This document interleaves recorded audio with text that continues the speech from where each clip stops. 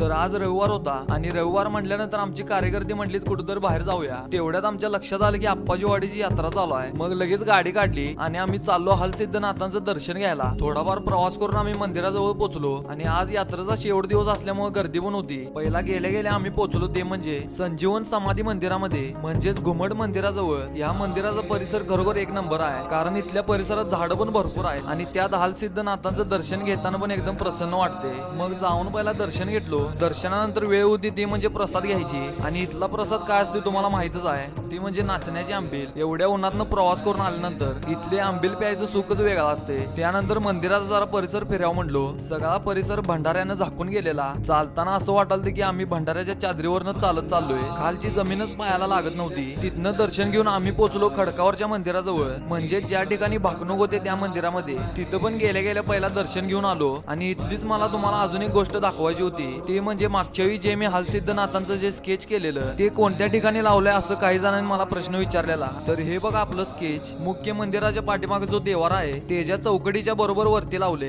दर्शन घेतल्यानंतर आम्ही मंदिराच्या गाभारातले जरा घंटी वाजवायला बघितली। आपण किती पण उड्या मारल्या तरी तिथपर्यंत हातच जात नाही। त्याच्यापेक्षा म्हणलो परत जाऊया। जाता जाता तेवढ्यात आम्हाला गुरुमाऊली कृष्णनाथ डोने महाराजांचं दर्शन झालं आणि महाराजांचं दर्शन घेऊन आम्ही बाहेर पडलो। बाकी आपला व्हिडिओ आवडला असेल तर फॉलो करायला तेवढं विसरू नका।